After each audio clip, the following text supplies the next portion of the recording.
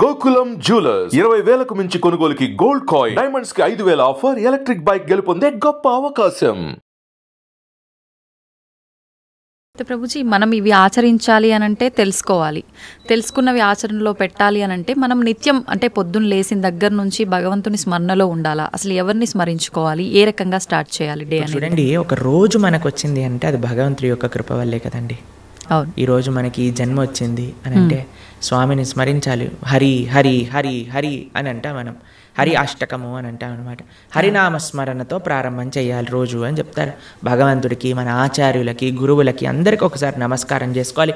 పృథ్వీని నమస్కరించాలి, ఎందుకంటే ఆవిడ మన జనని. కానీ ఆవిడ మనల్ని భరిస్తుంది కదండి. మనం ప్రతిరోజు అడుగు పెడుతూ ఉంటాం పృథ్వీ పైన, వివిధ రకమైన కృత్యములు చేస్తూ ఉంటాం అనమాట. కాబట్టి ఫస్ట్ లేవంగానే, ఎంతమందికి అలవాటు ఉందో లేదో తెలియదు కానీ ఫస్ట్ లేవంగానే భూమాతను స్మృశించాలి. శ్లోకములు ఉన్నాయండి, శ్లోకములు నేర్చుకోగలిగితే నేర్చుకోండి. కానీ ఆ భావన, అమ్మా నీ పైన అడుగు పెడుతున్నాను కదా, మమ్మల్ని క్షమించు, మమ్మల్ని రక్షించు అనే ఒక భావనతో మనము నేలని స్పృశించి నమస్కరించుకోగలిగితే అది చాలా అద్భుతమైన విషయం అనమాట.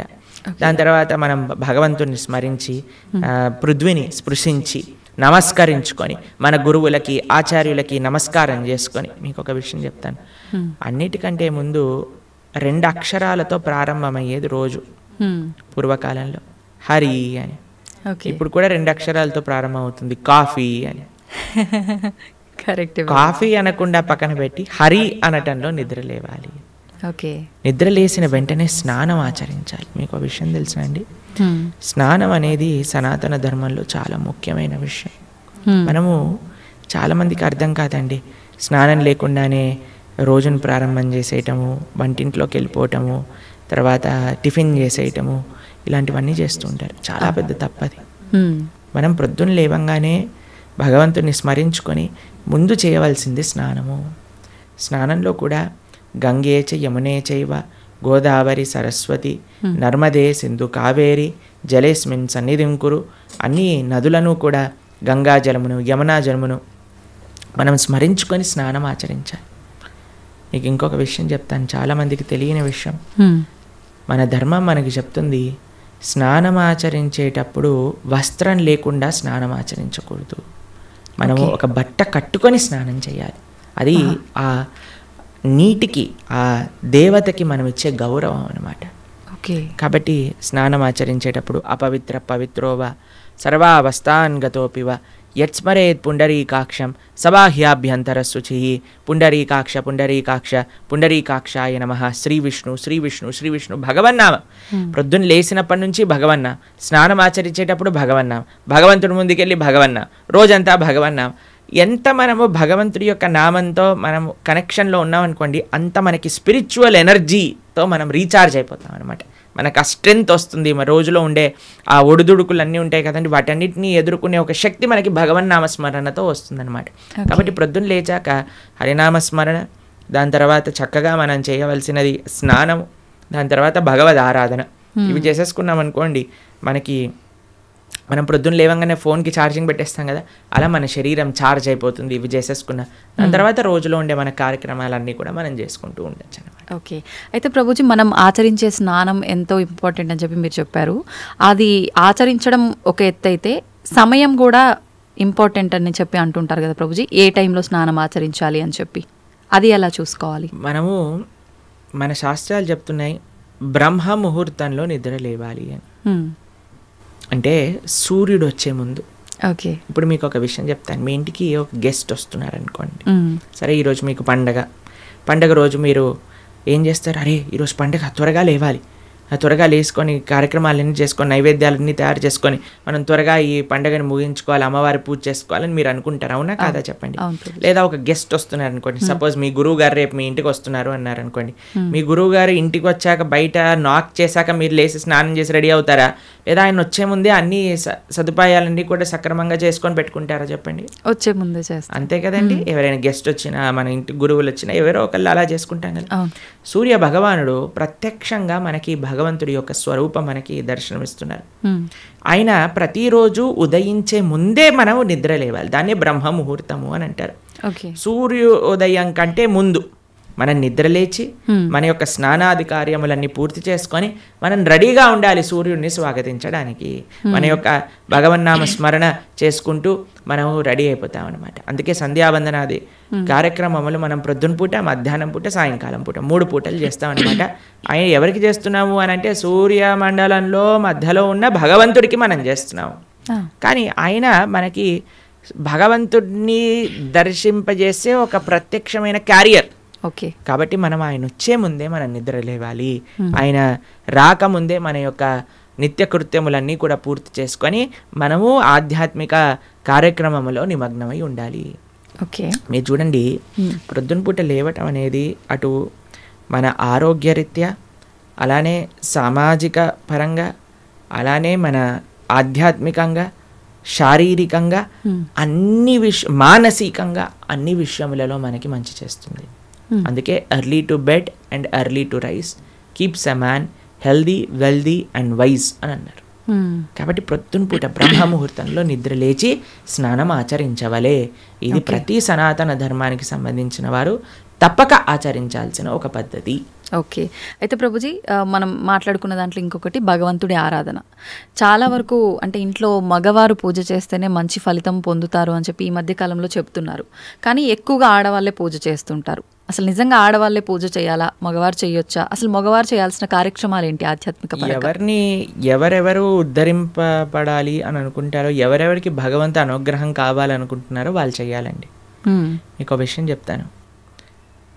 ఒక మగవాడు పూజ చేసిన, ఆరాధన చేసిన, పుణ్యం చేసిన, పునస్కారం చేసిన దాంట్లో ఉండే 50% ఆడవారికి వెళ్తుంది. ఓకే, ఎంత? 50%. 50%. ఏదైనా పాపం చేశాడనుకోండి, దాంట్లో 1% కూడా ఆడవారికి రాదు. అదేలా ప్రభుజీ? మరి పుణ్యం అయితే పుణ్యం 50% వెళ్తుంది, పాపంలో వెళ్ళదు. ఓకే, స్త్రీ చేసిందనుకోండి పుణ్యం 1% హస్బెండ్కి రాదు, 100% ఆవిడ దగ్గరే ఉంటుంది. స్త్రీ ఏదైనా పాపం చేసిందనుకోండి, దాంట్లో 50% హస్బెండ్కి వెళ్తుంది. ఇది ఒక బంపర్ ఆఫర్ అనమాట, మన శాస్త్రాలు ఇచ్చింది. బాగుందా మీకు? బాగా అనిపిస్తున్నట్టుంది మీకు. శిల్ ప్రభుపాదుల వారు ఒక దగ్గర ప్రస్తావన చేస్తారు, everybody has to fly their own plane అంటారు. మనకి అంబరీష మహారాజు గారి వృత్తాంతంలో వస్తుంది. అయినా ప్రొద్దున లేవంగానే నిరంతరము కూడా భగవంతుడి యొక్క ఆరాధనలో, ఆయన చేతులన్నీ కూడా భగవంతుడి యొక్క పూజలో, పాదాలు భగవంతుడి యొక్క ఆలయ ప్రదక్షిణలో, మనసు భగవంతుని చింతించటం. సవై మన కృష్ణ పదార విందయో వాచాంసి వైకుంఠ గుణానువర్ణనే కరే హరేర్మందిరమార్జనాదిషు అని ఆయన యొక్క దినచర్య మొత్తం చెప్తారనమాట. ఇక్కడ వారి భార్య ఆరాధనకి నీళ్లు తెచ్చి తేవడానికి హెల్ప్ చేసినా సరే ఆయన అనేవారట, నా పూజ నేను చేసుకుంటాను, మళ్ళీ నీ పూజ నువ్వు చేసుకో. ఆయన అన్ని సదుపాయాలు సమకూర్చుకొని, ఎందుకంటే చూడండి భగవంతుడితో మనకుండే రిలేషన్షిప్ ఎక్స్ట్రీమ్లీ పర్సనల్ అండి. స్వామి మన తండ్రి, స్వామి మన తల్లి. ఇప్పుడు చూడండి మీకు ఒక విషయం చెప్తాను. మన ఇంట్లో ఎవరిదైనా పుట్టినరోజు ఉందనుకోండి, మనం ఏం చేస్తాం? ఒకసారి మాకు ఈ సంఘటన ఎదురైందనమాట. అన్న నేను మా తమ్ముడు కలిసి మా అమ్మగారికి గిఫ్ట్ ఇవ్వాలి అంటే, మా తమ్ముడు అన్నారు, నువ్వు నీ గిఫ్ట్ ఇవ్వు, నేను నా గిఫ్ట్ ఇస్తాను.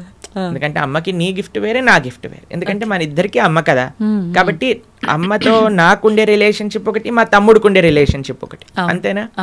అయితే మేమిద్దరం అనుకున్నాం, సరే నేను నాకు తోచింది నాకు ఇష్టం ఉన్నట్టుగా నేను చాలా బాగా పెయింటింగ్ చేసేవాడిని అనమాట, డ్రాయింగ్ చేసేవాళ్ళం అనమాట.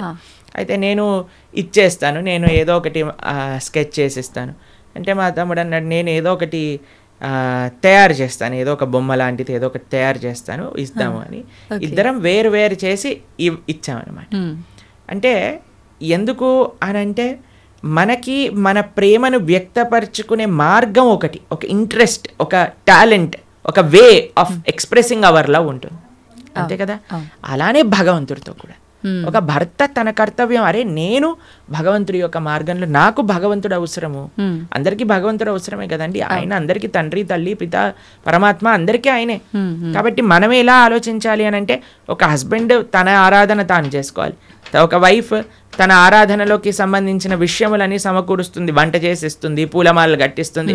దాని తర్వాత వారి హస్బెండ్ వెళ్ళిపోయాక వైఫ్ తన ఆరాధన తాను చేసుకుంటుంది, పిల్లలు వచ్చి దండం పెట్టుకుంటారు, ఏదో అమ్మ నాన్నలకి ఇద్దరికి హెల్ప్ చేస్తారు, అందరు కలిసి ఆరాధన ఒకటి ఉంటుంది, ఒక్కొక్కళ్ళు కలిపి ఆరాధన ఉంటుంది అన్నమాట. కాబట్టి ఏదో స్త్రీలు చేస్తే ఇల్లంతా బాగైపోతుంది అనే భ్రమలో నుంచి బయటపడండి, మీకు 1% పుణ్యం రాదు. కాబట్టి జాగ్రత్తగా మీ పూజ మీరు చేసుకోండి, మీరు బాగుపడాలి అని అనుకుంటే. కాబట్టి పురుషులు తప్పకుండా ఆరాధన చేయాలి. పురుషులు ఆరాధన చేస్తున్నారు కదండి, స్త్రీలు వదిలేయకూడదు. పురుషుడి ఆరాధన పురుషుడికి, స్త్రీ ఆరాధన స్త్రీ, పిల్లల ఆరాధన పిల్లలకి, అందరికి. ఇప్పుడు చూడండి, ఇంటి పెద్ద తింటే మిగతా వాళ్ళందరూ కడుపు నిండిపోతుందా? లేదు, ఎవరికి వాళ్ళు తినాల్సిందే, అంతే కదండి. మీరు అంటారు కదా, అయ్యా మీరు తినండి, అయ్యా మేము పర్వాలేదు, మీరు తింటే మాకు తిన్నట్టే అని అంటారా? లేదా మీ హస్బెండ్ వచ్చి అమ్మ నువ్వు తినేసి నాకేం పర్వాలేదు, నువ్వు తింటే నేను తిన్నట్టే అంటారా? కాదు కదా. ఎవరెవరికి శక్తి కావాలంటే వారు వారు భోజనం చేయాలి. అలానే మనం కూడా మనకి శక్తి కావాలి, మనకి భగవంతుడి యొక్క కృప కావాలి అంటే మనం భోజనం చేస్తే ఎలా అయితే మనకి శక్తి వస్తుందో మనము ఆరాధన చేసుకుంటే అలా మనకి భగవంతుడి యొక్క కృప అనేది లభిస్తుంది. ఓకే ప్రభుజీ, చాలామంది ఏదైనా మంచి జరిగినా చెడు జరిగినా నా అదృష్టం బాగాలేదు, నా రాత ఇంతవరకే ఉంది, భగవంతుడు ఇలా రాశాడు అని చెప్పి అంటూ ఉంటారు. నిజంగా అంటే మన చేతిలో ఏముండదా, మనం చేసే పనులను బట్టి మన లైఫ్ని డిసైడ్ చేసుకోవడం? భగవంతుడు పుట్టినప్పుడే అవన్నీ డిసైడ్ చేసి ఇలా అని చెప్పి చూస్తాడా? మనకి ఒక సర్కమ్స్టెన్స్ ఇస్తాడండి భగవంతుడు. చాయిస్ ఎప్పుడు మన చేతుల్లోనే ఉంటుంది, మనం ఏం చేయాలి అని. ఫర్ ఎగ్జాంపుల్ మీకు ఒక విషయం చెప్తాను. ఒకరికి ఇల్లు రాసుంది, ఒకళ్ళి ఇల్లు మీకు మీ జీవితంలో కలుగుతుంది అని రాసి ఉంటుందండి. కానీ ఆ ఇంట్లో ఏం చేస్తారనేది మీ చేతుల్లో ఉంది. ఓకే, ఇల్లు వస్తుందనే వరకు మాత్రమే మన చేతుల్లో ఉంది. ఇంట్లో ఏం చేస్తాం, మనం ఒక చక్కటి పూజ చేసుకుంటామా, పునస్కారం చేసుకుంటామా, లేదా 10 మందిని పిలిచి మందు పోసి డాన్స్లు వేస్తామా అనేది మన చేతుల్లో ఉంది. మీరు కానీ మంచి ఆరాధన చేసుకున్నారనుకోండి, ఆ పుణ్యాన్ని బట్టి మీకు నెక్స్ట్ ఏమవుతుందో రాసింది. లేదు మనం తప్పు చేసామనుకోండి, ఆ తప్పు బట్టి నెక్స్ట్ కర్మ ఏర్పడుతుంది అనమాట. What is return is what you will get. మనకేం వస్తుంది అని, దాంతో మనం ఏం చేస్తాము అనేది రాసలేదు, అది మనకు వదిలేశాడు భగవంతుడు. మన విచక్షణతో మంచి మనస్సుతో మనం దాన్ని ఆచరణ చేయాలి. అంటే మన చేతిలో ఉన్నట్టే 100% మన చేతుల్లో ఉంది. ఇప్పుడు అంటుంటారు కదా, పరిస్థితులను బట్టి ఇంట్లో వాతావరణాన్ని బట్టే పిల్లల బుద్ధులు కూడా అని చెప్పి, ఇప్పుడు ఇది కూడా అలాగే భగవంతుడు మనకు ఒక ప్లాట్ఫామ్ ఇచ్చి వదిలేశారు, ఎలా అనేది మన చేతుల్లోనే ఉంది. ఇప్పుడు మీకు ఒక ఫోన్ ఇచ్చారనుకోండి, ఫోన్ ఇచ్చారు, ఫోన్తో మీరు ఏం చేయొచ్చు అనేది మీ చేతుల్లో ఉంది. ఒకళ్ళు ప్రవచనమైనా అయినచ్చు, లేదా పిచ్చి పిచ్చి సీరియళ్ళు సినిమాలైనా చూడొచ్చు. ఫోన్ రావటం మన చేతుల్లో ఉంది, దాంతో ఏం చెయ్యాలి మీ చేతుల్లో. ఇప్పుడు మీరేం చేస్తారు, పిల్లల్ని స్కూల్లో వేస్తారు, మంచి స్కూల్ చూస్తారు, అరే ఈ పిల్లలు మంచి చదువుకోవాలి, మంచి స్కూల్లో చదువుకుంటే వాళ్ళు మంచి మార్గంలోకి వెళ్తారు, కష్టమైనా ఏదైనా సరే కష్టపడి అయినా సరే వాళ్ళని మంచి స్కూల్లో జాయిన్ చేస్తారు. మంచి స్కూల్లో జాయిన్ చేశాక వాడు చదువుతాడా లేదా అనేది ఎవరిపైన నిర్ధారణ పడి ఉంటుందండి? వాళ్ళపైన. ఒక స్కూల్లో ఒక టీచర్ 10 మందికి ఒకటే రాగంగా చదువు చెప్తుంది, కానీ ఒక్కొక్కరు ఒక్కొక్క విధానంగా చూసుకుంటారు. ఎందుకు? వాళ్ళ శ్రద్ధ బట్టి. ఓకే, అలానే మన జీవితంలో కూడా ఏమీ నీ దగ్గరకు వస్తుంది అనేది రాసి ఉంటుంది, దాన్ని ఎలా యూజ్ చేస్తావు అనేది నీ చేతుల్లో ఉంది. ఓకే ప్రభుజీ, అంటే దీని ఆధారంగా తీసుకుంటే అంతా మంచిగా ఎక్కువ డివోషనల్ సైడ్ ఉండి అన్ని మంచి పనులు చేసి న్యాయంగా ఉన్న వాళ్ళు కూడా చాలామంది ఇబ్బందులు పడుతున్న వాళ్ళని కూడా చూస్తున్నాం కదా, మరి భగవంతుడు అలాంటి వాళ్ళకి ఎందుకు సపోర్ట్ చేయడంటారు? మీకు ఒక విషయం చెప్తాను, చాలా జాగ్రత్తగా ఆలోచించవలసిన విషయం. నిజంగా ధార్మికంగా, నిజంగా ఆధ్యాత్మికంగా ఉంటే వాడెప్పుడు నాకు ఇబ్బంది వచ్చిందని అన్నాడు. మీకు విషయం చెప్తాను. మా అమ్మమ్మ ఆవిడ పెద్దజీయర్ స్వామి వారి యొక్క శిష్యులు అనమాట. అయితే చాలా వృద్ధురాలు, 85 years దాటిపోయి ఉంటుంది. నడిచేటప్పుడు ఇలా వంగిపోయి నడుస్తారనమాట, మొత్తం ఇలా కిందికే చూస్తారు ఆల్మోస్ట్గా. చాలా ఆరోగ్యం అస్సలు బాగుండదు అనమాట. అయితే మాకు ఒకసారి ఫోన్ చేశారు. ఫోన్ చేశాక ఆవిడ రోజు ఒక 6-7 గంటలు భగవన్ నామస్మరణ చేస్తారు. విష్ణు సహస్రనామం రోజు 2 పూటలు చదువుకుంటారు, గీతా పారాయణ చేస్తారు, అన్నీ చేస్తారు. ఒకసారి నాకు ఫోన్ చేశారు, ఆ అమ్మమ్మ యొక్క ఆరోగ్యం అస్సలు బాగాలేదు, ఫోన్ చేసి ఆవిడ యొక్క ఆరోగ్యం బాగా అవ్వాలి, భగవంతుడికి ప్రార్థన చేస్తున్నానని చెప్పు అని అన్నారనమాట. అస్సలు అంటే అస్సలు బాగాలేదండి ఆరోగ్యం. అప్పుడు మేము ఫోన్ చేశాం, ఫోన్ చేసి మీకోసం ప్రార్థన చేస్తామండి, మీ ఆరోగ్యం బాగా అవ్వాలి అని అంటే ఆవిడ అన్నారు, ఆరోగ్యం కోసం ప్రార్థన చేయాల్సిన అవసరం లేదు, ఈ ఆరోగ్యంలో తక్కువ ఎక్కువ అవుతూనే ఉంటుంది, నేను భగవంతుని ఎల్లప్పుడూ గుర్తుపెట్టుకోవాలి, మా ఆచార్యులు చెప్పిన విషయాలన్నీ మాకు గుర్తుండాలి, చనిపోయే చిట్ట చివరి క్షణంలో ఆ స్వామి యొక్క ఆ స్మరణ నాకు రావాలి అని దండం పెట్టుకో, ఆరోగ్యం గురించి దండం పెట్టుకోవాల్సిన అవసరం లేదు అని చెప్పి. నిజంగా ధార్మికమైన చింతన ఎవరికైనా ఉందనుకోండి, వారు ఎప్పుడూ కూడా నాకు వచ్చే కష్టం అని అనుకోరండి. వచ్చే ఒకటే కష్టం ఏంటో తెలుసా అండి, భగవంతుడిని విస్మరించటమే నిజమైన కష్టం జీవుడికి. అది లేనప్పుడు ఏ కష్టంలోనైనా సరే భగవంతుడు కుంతిమారని ఏమంటుందో తెలుసా అండి, అయ్యా నాకు ఇంకా కష్టాలు ఇవ్వు కృష్ణ అంటుంది. ఎందుకో తెలుసా, కష్టాలు ఇచ్చినప్పుడు నిన్ను గుర్తొస్తున్నారు, మాకు సుఖాలు వచ్చాయనుకో నిన్ను మర్చిపోతాము. కాబట్టి ధార్మిక చింతన ఉన్న ఏ వ్యక్తి కూడా కష్టం వచ్చింది అని అనుకోడు, ప్రతి ఒక్కటి భగవత్ ప్రసాదంగా స్వీకరిస్తారు. ఓకే, అది ముఖ్యమండి. మాకు ఎంతోమంది, మీకు విషయం చెప్తాను, శ్రీల కదంబకానన స్వామి అని మా ఇస్కాన్లో ఒక స్వామీజీ ఉంటారనమాట. ఆయనకి 4th స్టేజ్ క్యాన్సర్. ఈరోజు టెస్ట్కి వెళ్ళారు, తెలిసిపోయింది, రేపు అడ్మిట్ అవ్వాలి డాక్టర్ అని చెప్పారు. మీరు ట్రీట్మెంట్లో ఉన్నారనుకోండి, 1 year మీరు హాస్పిటల్లో ఉండండి, మేము ట్రీట్మెంట్ చేస్తాం, ఒక 2-3 సంవత్సరాలు బ్రతుకుతారు మీరు అన్నారు. ఆయన అన్నారు, భగవంతుడు ఇచ్చిన జన్మ నాకు, దీన్ని భగవంతుడి యొక్క సేవలో వినియోగించుకోవాలి, 2-3 సంవత్సరాలు ఎక్స్ట్రా బ్రతకడం వల్ల ఏం చేసేది లేదు, కాబట్టి నేను బృందావనానికి వెళ్ళిపోతాను అని అన్నీ వదిలేసి బృందావనానికి వచ్చేసారు. సంవత్సరం పాటు అక్కడ పూర్తిగా తెలుసు ఆయనకు, ఒక్కొక్క రోజులో నా రోజు అయిపోతుంది, ఇంకా డాక్టర్స్ చెప్తున్నారు ఇంకా 10 రోజులు, ఇంకా 2 రోజులు, ఇంకొక రోజు మాత్రమే. బిందాస్గా కూర్చొని చేర్పైన వాళ్ళ శిష్యులందరికీ కూడా ఉపదేశం చేసి, కీర్తన చేస్తూ, భగవన్నామ స్మరణ చేస్తూ, విగ్రహాలు ముందే పెట్టుకొని రోజు ఆరాధన చేస్తూ, చివరి రోజు కూడా నవ్వుతూ బ్రహ్మాండంగా ఆనందంగా ఆ మృత్యు యొక్క ఒడిలోకి, అంటే భగవద్భక్తులకు మృత్యువు రాదండి, శ్రీకృష్ణ పరమాత్మ డైరెక్ట్గా వస్తారనమాట. కాబట్టి కష్టం ఏమి కష్టం కాదండి ఈ ప్రపంచంలో. కష్టం వచ్చినా సరే అది మనం పూర్వజన్మ చేసుకున్న ఫలము. ఇప్పుడు మీరు ఆయన మంచోడు అని అంటున్నారు అంటే, లేదా మంచి చేస్తున్నారు అనుకుంటున్నారు, ఇంతకు ముందు ఏం చేశామో మీరు చూసారా? లేదు. మనం ఇంతకు ముందు జన్మలో ఏం చేసుకున్నామో మనకు తెలియదు కదా. కాబట్టి కష్టం వస్తుంది అని అంటే అకారణంగా కష్టం ఎందుకు ఇస్తాడండి? భగవంతుడికి ఏం పని లేదా? ఆయన ఇక్కడ ఉన్నారు కదా హైదరాబాద్లో మూసాపేటలో, ఆయన కష్టం ఇవ్వండి కొద్దిగా చూద్దాం ఎలా బాధపడతాడో అని ఆయన ఏమన్నా పైన వైకుంఠం నుంచి ఆ పని చేస్తున్నారు చెప్పండి? లేదు. ఆయన ఎందుకు అంటాడండి ఎవరికైనా కష్టం తెప్పించాలి అని భగవంతుడు ఎందుకు అనుకుంటాడు చెప్పండి? ఇప్పుడు మీరు చూడండి, చిన్నపిల్లలు ఇప్పుడు నేను బాగా అల్లరి చేశారనుకోండి, రూమ్లో వేసేస్తారు, వేసేసి లాక్ పెట్టేస్తారు, లాక్ పెట్టేసి ఏడుస్తారనమాట పిల్లలందరూ చాలా. అమ్మాయి ఏమన్నా కావాల్సుకొని అరే మా పిల్లవాడు బాగా ఏడుస్తున్నాడు అని ఆనందపడుతుందా అండి? ఎందుకు వేసింది రూమ్లో? తెలుసుకోవాలని, అల్లరి మానేయాలి, మంచిగా ఉండాలి బుద్ధిగా, అంతే కదండి. అమ్మ ఒక కొట్టినా, ఒక మాట అన్నదా, తిట్టినా, రూమ్లో వేసినా, దేనికైనా సరే ఒక పనిష్మెంట్ ఎందుకు వస్తుంది? ఎందుకంటే మారి మంచి విషయములు తెలుసుకొని ముందుకెళ్తారేమో అని. భగవంతుడు కూడా మనకి ఏదన్నా ఇచ్చాడు అని అంటే, ఒక కష్టం ఇచ్చాడు అని అంటే, ఆ కష్టం నుంచి ఏం నేర్చుకోవాలి? Failures are stepping stones for success అని అంటారు. ఒక నష్టం జరిగినా, ఒక ఏదైనా సరే, అరే మనం ఇంకా ఇంకా ఇంకా భగవన్ నామస్మరణ ఎలా చేసుకోవాలి, భగవంతుడికి దగ్గరికి ఎలా అవ్వాలి. ఇప్పుడు మీకు ఒక విషయం చెప్తానండి. బృందావనంలో లాస్ట్ ఇయర్ మేము ఆ వీడియో చూస్తున్నాం అనమాట. యమునా నది మొత్తం పొంగిపోయి బృందావనం మొత్తం కూడా మునిగిపోయిందనమాట. అందరు షాపులలోకి, ఇంట్లలోకి, అన్నిట్లోకి నీళ్ళు వచ్చేసాయి మొత్తం కూడా. అయితే ఇంటర్వ్యూ చేసే వాళ్ళు వెళ్తున్నారనమాట. వెళ్తూ టీవీ ఛానల్లో వాళ్ళు ఏమనిపిస్తుందండి మీకు, ఏమనిపిస్తుందండి అంటే, ఓ బహుత్ మజా ఆ రహా హై, యమునా మహారాణి హమారే ఘర్ మే ఆ గయి హై అని ఆరతులు ఇస్తున్నారనమాట.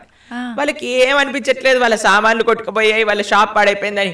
యమునా మహారాణి హమారే ఘర్ పధార్ రహీ హై, యమునా మహారాణి హమారే షాప్ మే ఆ గయి హై, అందరు కీర్తన పెట్టుకొని డాన్స్ వేస్తున్నారు అనమాట. చూడండి, అదే మన ఇంట్లో నీళ్ళు వచ్చాయనుకోండి, ఈ గవర్నమెంట్ గలీజ్ది, ఇది ఇట్లా అయిపోయింది, అది అలా అయిపోయింది అని మనం ఏడుస్తూ ఉంటాం. చూసే విధానం అండి జీవితంలో. ఒకటి కష్టం వచ్చినా నష్టం వచ్చినా భగవత్ ప్రసాదంగా ఉన్నాం అనుకోండి, ఏం పెద్ద కష్టం లేదు.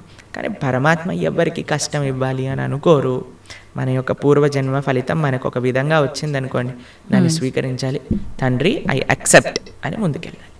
ఓకే ప్రభుజీ, ఇప్పుడు మీరు చెప్పినట్టుగా అమ్మమ్మ గారి విషయం అయితే కానీ, గురువు గారి విషయం ఒకటి చెప్పారు, అదైతే ఏంటి, ఇప్పుడు యమునా నది గురించి చెప్పింది.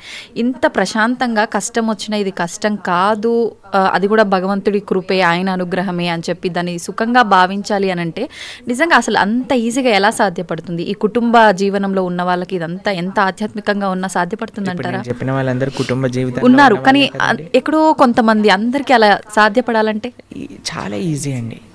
భగవంతుడి పైన నమ్మకం ఉండాలి, అంతే, ఇంకేం అవసరం లేదు. ఇప్పుడు మీకు ఒక విషయం చెప్తానండి. మీ డాటర్స్ ఉన్నారు, మీ డాటర్స్కి మా అమ్మ నాన్న నాకు చేసింది మంచి అని అనుకుంటే మీరు ఏమన్నా సరే వాళ్ళు యాక్సెప్ట్ చేస్తారు, మీ మాట వింటారు. వాళ్ళు అనుకున్నారనుకోండి, మా అమ్మకి ఏం తెలుసు నా గురించి, నాకు బాగా తెలుసు, నాకు ఏది మంచో ఏది చెడు అని అంటే మీరు ఏమంటారండి మీ పిల్లల్ని చూసి? అరే ఇంత చిన్న పిల్లలు రా, మీకేం తెలుసు మంచి చెడు అంటే ఏంటో, అదే అనుకుంటాం కదా. కాబట్టి మనకి ఎలా తెలుస్తుందండి మంచి అంటే చెడు అంటే ఏంటి అని? అరే భగవంతుడి పైన, అరే భగవంతుడికి తెలియదు ఉంటుందా చెప్పండి? లేదు. స్వామి మనల్ని సృష్టించిన వ్యక్తి, ఆయనకి తెలియదా అండి మనకి మంచి ఏది చెడేది అని? ఆయన పైన నమ్మకం ఉండాలి అంతే. స్వామి మారోబి రాకోబి, నువ్వేం చేసినా నాకు మంచి చేస్తావు, నమస్కారం అనండి, అంతే. ఇంకా ఏం జరిగినా సరే మనం దాన్ని తీసుకోగలము. ఆ భక్తి, ఆ శరణాగతి భగవంతుడి పైన ఉండాలంతే. ఓకే ప్రభుజీ, మన హిందూ ధర్మం విషయానికి వస్తే కొన్ని కోట్ల దేవతలు రకరకాల రూపాలుగా ఆరాధిస్తారు. ఎందుకని? భగవంతుడు ఒక్కడే కదా, ఇన్ని రూపాలుగా ఎందుకు ఆరాధించాలంటారు? భగవంతుడు ఎన్నో రూపాల్లో లేడండి, భగవంతుడు ఒక్కడే. గోవిందం ఆది పురుషం తమహం భజామి. ఆ స్వామి ఇప్పుడు చూడండి, మన కంట్రీ తీసుకున్నాం అనుకోండి, ఒక ప్రైమ్ మినిస్టర్ ఉంటాడు. ఆ ప్రైమ్ మినిస్టర్ యొక్క క్యాబినెట్లో మిగతా మంత్రులు ఉంటారనమాట. ఆ మంత్రుల యొక్క ఆఫీస్లో చాలా మంది పనిచేస్తూ ఉంటారు. ఇదంతా కలిపి మనం ఒక గవర్నమెంట్ అంటాం, అంతేనా? అలానే భగవంతుడు ఒక్కడే ఉంటాడు, ప్రైమ్ మినిస్టర్ ఒక్కడే ఉన్నట్టుగా భగవంతుడు ఒక్కడే ఉంటాడు. ఆయన యొక్క మినిస్ట్రీలో చాలా మంది మంత్రులు ఉంటారనమాట. ఒకడు వాటర్ డిపార్ట్మెంట్ వరుణుడు చూసుకుంటాడు, తర్వాత హోమ్ మినిస్ట్రీ ఇంద్రుడు చూసుకుంటాడు, లేదా మెయింటెనెన్స్ ఒక డిపార్ట్మెంట్, డిస్ట్రక్షన్ ఒక డిపార్ట్మెంట్, ఫైర్ ఒక డిపార్ట్మెంట్, ట్రెజరీ ఫైనాన్స్ ఒక డిపార్ట్మెంట్. అట్లా ఒక్కొక్క దేవత దగ్గర ఒక్కొక్క డిపార్ట్మెంట్ ఉంది. దాని కింద చాలా మంది పనిచేస్తూ ఉంటారు. కానీ స్వామి ఏం చేస్తుంటారు? స్వామి ఇవన్నీ పట్టించుకోడండి పెద్దగా. స్వామి యొక్క పాదాలకు ఉండే ఒక ధూళి యొక్క కణం యొక్క కాంతి ప్రపంచాన్ని మొత్తం నడిపించేది, అంత శక్తి భగవంతుడి దగ్గర ఉంది. భగవంతుడు ఏం చేస్తాడు? కేవలం తన భక్తులతో తాను లీలలు చేస్తూ ఉంటారనమాట. తన భక్తుల యొక్క ప్రేమను ఆస్వాదన చేస్తూ ఉంటారు. స్వామి పెద్దగా సృష్టి చేసి పద ఈరోజు భూమిని సృష్టి చేద్దాం, పద ఇక్కడ ఇది చేద్దాం అది చేద్దాం, ఆయన ఏం పట్టించుకోడు. ఆయన తన భక్తులు ఎక్కడెక్కడ ఎత్ర గాయంతి మద్భక్త తత్ర తిష్టామి నారద, తన భక్తులు రక్షించుకోవడానికి, తన భక్తుల్ని కాపాడుకోవడానికి, తన భక్తుల యొక్క ప్రేమను స్వీకరించడానికి స్వామి చేస్తుంటారు. మిగతావన్నీ ఆయన సిస్టమ్, ఒక సిస్టమ్ పెట్టేశారనుకోండి, ఆ సిస్టమ్ నడుస్తూనే ఉంటుంది. అలా భగవంతుడి యొక్క మినిస్ట్రీలో ఎంతో మంది దేవతలు ఉన్నారు. ఆ దేవత ఆ పని చేస్తూ ఉంటుంది. భగవంతుడు ఒక్కడే, దేవతలు చాలా మంది. దేవతలందరూ కూడా భగవంతుడి కింద ఆయన యొక్క సేవ చేస్తూ ఉన్నారనమాట. అది విశేషం. ప్రభుజీ, పుట్టుక చావు ఈ రెండు సృష్టి ధర్మం అందరికీ తెలిసిన విషయమే. పుట్టినప్పుడు ఎంతైతే సంతోషపడతామో మరణం సంభవిస్తుంది అని తెలిసినప్పుడు అంతే ఎక్కువగా బాధపడతాం. అయితే కొంతమందికి ఇందాక మీరు చెప్పినట్టుగా ముందే డాక్టర్లు డిసైడ్ చేస్తారు ఇన్ని రోజుల కంటే ఎక్కువ బ్రతకరని. అలాంటి సందర్భాల్లో కూడా అసలు వాళ్ళు ఆ న్యూస్తో ఎక్కువ ఇబ్బంది పడి తొందరగా పోయే వాళ్ళు కూడా ఉన్నారు. అసలు వీటన్నిటి గురించి భగవద్గీతలో ఏం చెప్తారు? ఎవరికైతే తన పైన కాన్ఫిడెన్స్ లేదో వాడు భయపడాల్సిందే కదండి. మనం చేసిన పాపాలు, మనకుండే అనుబంధాలు ఎక్కువ ఉన్నాయనుకోండి, ఆ జీవుడు చాలా కష్టపడతాడు పోవడానికి. ఇప్పుడు అందరికీ భయం ఏంటండి? చావే కదా భయం. రోగం రాకూడదు, తర్వాత ముసలి వాళ్ళు అవ్వకూడదు, అందుకే కదా ఎక్కడిచ్చిన వైట్ హెయిర్ వచ్చేసినా పెయింట్ వేసేస్తాము. దాని తర్వాత మిగతా అన్ని మేకప్ డిపార్ట్మెంట్లు ఇవన్నీ ఎందుకు ఇంత ఫ్లరిష్ అవుతున్నాయంటే జనాలకి ఒకటే ముసలితనం వద్దు, రోగం వద్దు, చావద్దు. ఈ మూడింటిని తప్పించుకోలేము. ఇదే జీవితం అంటే. ఎంత మనం కవర్ వేసినా, ఎంత మనం ఏది చేసినా సరే మన యొక్క ఆ వయస్సు ముందుకు వెళ్ళిపోతూనే ఉంటుందండి. మనకి రోగగ్రస్తుని అవ్వాల్సిందే. కోటీశ్వరుడికి కరోనా రాదు, లేదండి మేము జస్ట్ మిడిల్ క్లాస్కి వస్తామంటుందా? అది ఎవరికైనా వస్తుంది, కంపల్సరీ బాధపడాల్సిందే. అందుకే ఈ ప్రపంచం అంటారు, ఈ ప్రపంచంలో అన్నిటినీ అడ్జస్ట్ చేయడానికి చూడకు అని అంటారు. జన్మ మృత్యు జరా వ్యాధి దుఃఖ దోషాను దర్శనం. ఈ దుఃఖములు అనేవి ప్రతి ఒక్కరికి ఈ ప్రపంచంలో ఉంటాయి. మనం ఆలోచించవలసింది ఏంటి అని అంటే, అరే ఈ దుఃఖాలే రాకుండా దీన్ని ఆపాలని ప్రయత్నం చేయక ఇది వస్తూనే ఉంటాయి, కానీ దీనికి పర్మనెంట్ సొల్యూషన్ ఏమిటి? ఇప్పుడు మీకు ఒక విషయం చెప్తాను. కొన్నిసార్లు శరీరం పైన పుండ్లు వస్తాయి, బాయిల్స్ అని అంటారు. వాటికి ఒక టెంపరీ ట్రీట్మెంట్ ఏంటి, డాక్టర్ దగ్గరికి వెళ్ళాను అనుకోండి, అది కట్ చేసేస్తారు. ఆ ప్రదేశంలో ఇలా ఒక ఆయింట్మెంట్ రాసేసి కట్టేసేస్తారు అనమాట. ఇక్కడ పోతుంది ఇక్కడ వస్తుంది, ఇక్కడ పోతుంది ఇక్కడ వస్తుంది, ఇక్కడ పోతుంది ఇక్కడ వస్తుంది, ఇక్కడ పోతుంది ఇక్కడ వస్తుంది. అది ప్రతిసారి వచ్చినప్పుడల్లా కట్ చేసేసుకొని ఆయింట్మెంట్ రాసేసుకొని పూసేసుకోవటం ఇదొకటి. లేదు ఇంకొద్దిగా డీప్గా వెళ్ళామనుకోండి, అసలు ఎందుకు ఇది వస్తుంది ఇన్ఫెక్షన్ అని అంటే బ్లడ్లో ఇంప్యూరిటీస్ ఉన్నాయి. సరే let me cleanse my blood, ఆ రక్తాన్ని క్లెన్స్ చేద్దాం అని ఆ క్లెన్జింగ్ ప్రాసెస్తో ఉన్నారనుకోండి, పర్మనెంట్గా అసలు బాయిల్సే రావు కదా. అవును, మనం ఏం చేస్తున్నాం, మరమ్మత్తు చేస్తున్నాం, చిన్న చిన్న మరమ్మతులు చేస్తున్నాం అనమాట. పుండిని ఊదుతున్నాం మనం. అరే పుండే రాకుండా చూసుకో అని ఆధ్యాత్మిక మార్గం చెప్తాం. కాబట్టి మనం ఏం చేయాలి, ఆ బ్రహ్మభువనాలోక పునర్ ఆవృత్తినో అర్జున మాముపేత్యతు కౌంతయ్య పునర్జన్మన. భగవంతుణ్ణి ఆశ్రయించాలి. భగవంతుణ్ణి చేరుకున్న వాడికి ఎప్పుడు మళ్ళీ ఇలాంటి కష్టములు రావు. అందుకే జన్మ మృత్యు ఇవన్నీ కృష్ణుడు భగవద్గీతలు చెప్పారు. పుట్టిన ప్రతివాడు చావక తప్పదు, చచ్చిన ప్రతివాడు పుట్టక తప్పదు. ఎప్పటి వరకు? భగవంతుడి దగ్గరికి వెళ్ళనంత వరకు. అందుకే మన మానవ జన్మ యొక్క ప్రయోజనం ఏంటి అంటే స్వామి దగ్గరికి వెళ్ళి స్వామి యొక్క సేవ చేయటము. ఓకే ప్రభుజీ, భగవద్గీత అంటే ఇప్పుడు చాలా వరకు చనిపోయిన వాళ్ళు దగ్గర మాత్రమే వినిపిస్తోంది. అసలు ఏంటి నిజంగా భగవద్గీత అనేది ఆ సమయంలో మాత్రమే ఉపయోగించుకోవాల్సిన ఒక అంశం అంటారా?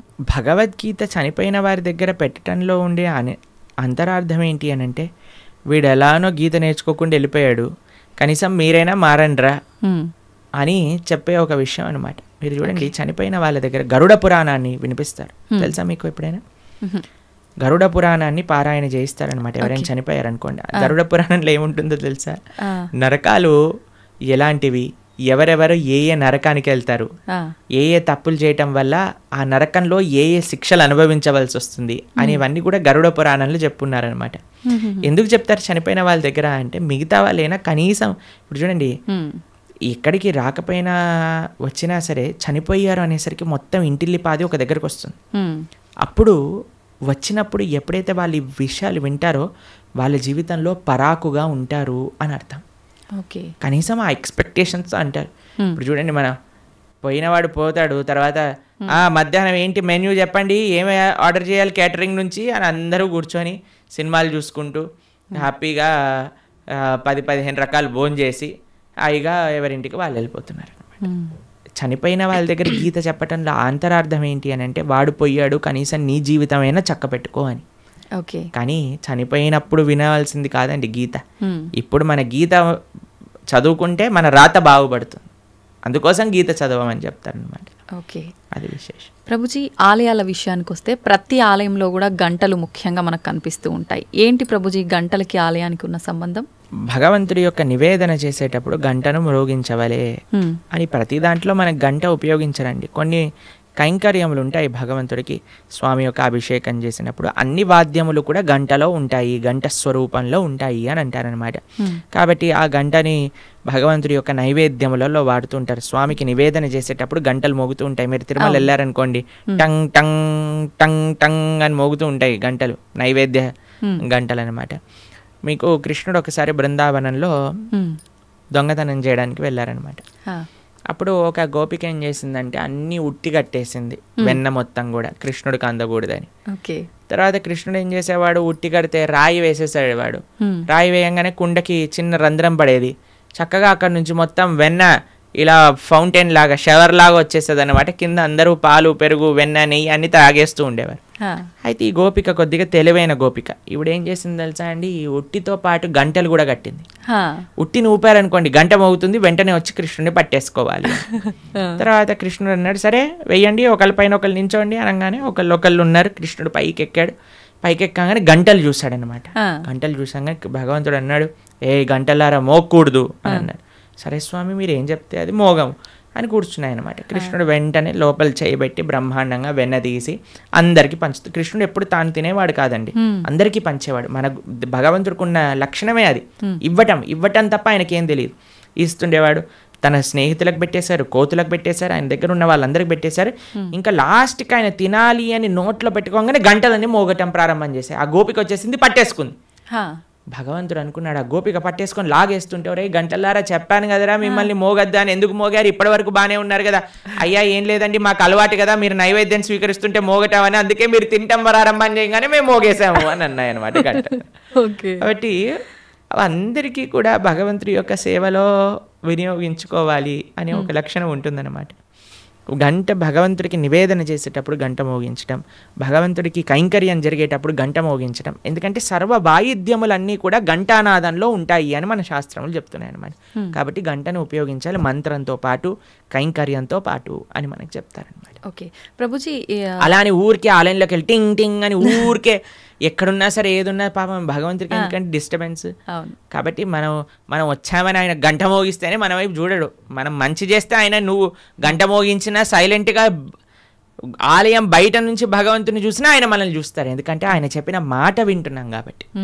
ఏం మాట వినకుండా టంగ్ టంగ్ సినిమాలలో గా రక్తం గారేటట్టుగా గంటలు కొట్టి మనం కింద బేవోష్ అయిపోవాల్సిన అవసరం ఏం లేదు. భగవంతుడి యొక్క అటెన్షన్ కావాలి అనుకుంటే మనం స్వామి యొక్క మాటలు గీత భాగవత రామాయణాదులు మనం విని మనం దాని జీవితంలో ఆచరిస్తున్నాము అని అంటే స్వామి వెయిట్ చేస్తూ ఉంటారు. శ్రీల భక్తి సిద్ధాంత సరస్వతి ఠాకూర్ అని మా ఆచార్యులు ఆయన చెప్తారనమాట, don't try to see Krishna, serve Krishna in such a way that Krishna would want to see you అని అంటారు. ఆయన ఏమంటారంటే దేవుణ్ణి చూడాలి చూడాలి అని పరితపించకు, భగవంతుడి యొక్క సేవ ఎలా చెయ్యి అని అంటే భగవంతుడే నిన్ను చూడాలి అని అనుకోవాలి, అట్లా సేవ చేయటం నేర్చుకో అని అంటారనమాట వారు.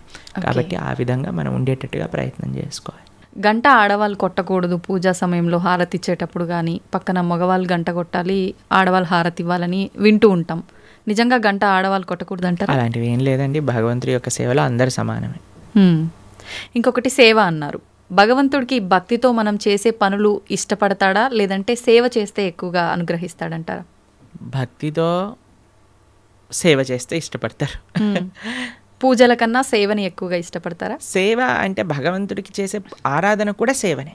శ్రీ విగ్రహ సేవ అని అంటాం. భగవంతుడికి నైవేద్యం సమర్పణ చేయటం సేవనే, లేదా గోవులకి సేవ చేయటం సేవనే, 10 మందికి భగవత్ ప్రసాదాన్ని నివేదన చేయటం సేవనే, 10 మందికి భగవంతుడికి సంబంధించిన విషయములు చెప్పటం సేవనే, ఆలయానికి వెళ్ళటం సేవనే. కాబట్టి భగవంతుడి యొక్క భక్తులకి సేవ చేయటం సేవనే. ఎన్నో రకాల సేవలు ఉన్నాయండి. స్వామి యొక్క ఆరాధన సేవాభావనతో ఏమి సేవ అంటే ఏంటో తెలుసా అండి, ఇప్పుడు ఏదైనా అపేక్షించామనుకోండి అది బిజినెస్ అవుతుంది, సేవ అవ్వదు. తండ్రి నేను ఈ పూజ చేస్తాను నువ్వు నాకు అది ఇవ్వు, సేవ కాదు, అది బిజినెస్. బిజినెస్ ట్రాన్సాక్షన్ మాత్రమే. సేవ అంటే నాకేం వద్దు తండ్రి నేను నీకు చేస్తా, అది సేవ. భగవంతుడికి సేవ కావాలి, ఈ బిజినెస్ వద్దు భగవంతుడు. ప్రభుజీ, చాలామంది పూజా కార్యక్రమాలు ఇలాంటి వాటికి దూరంగా ఉంటారు, కానీ అప్పుడప్పుడు పెద్ద పెద్ద క్షేత్రాలకి ఆలయాలకు వెళ్ళి భగవంతుడి ఆలయంలో క్లీనింగ్ ఇలాంటి కార్యక్రమాల్లో ఎక్కువగా పాల్గొంటుంటారు. అందువల్ల కూడా ఫలితం ఉంటుందంటారా వాళ్ళకి? భగవంతుడికి సంబంధించింది ఏ చేసినా ఫలితం ఉంటుందండి, కానీ కన్సిస్టెంట్గా చేయటం వల్ల అది మనకి. ఇప్పుడు చూడండి, ఒక వ్యక్తి అన్నారు అనుకోండి సంవత్సరంలో 3 సార్లు యోగా చేస్తానండి, దానివల్ల ఏమవుతుందండి? పెద్ద రిజల్ట్ ఏమి ఉండదు కదా. అంతే కదా. కాబట్టి మనము సంవత్సరంలో 3 సార్లు పండగలు వచ్చినప్పుడు మేము ధార్మికం అయిపోతాం, అలా కాదండి. కాన్స్టెంట్గా వాకింగ్ చేశారనుకోండి దాని ఫలితం ఉంటుంది, కాన్స్టెంట్గా యోగా చేశారనుకోండి దాని ఫలితం ఉంటుంది, కాన్స్టెంట్గా భగవన్ నామస్మరణ చేయాలి, కాన్స్టెంట్గా భగవంతుడి యొక్క సేవ చేసుకోవాలి, అప్పుడు మనకి ఫలితం ఉంటుంది అనమాట. అందుకే అహైతుకి అప్రతిహత అని అన్నారు. అహైతుకి భక్తి, అప్రతిహత భక్తి అని అంటే ఏమీ అపేక్ష లేని, భగవంతుడి నుంచి ఏమి అపేక్షించకుండా కన్సిస్టెంట్గా చేసినప్పుడే భక్తి అవుతుంది.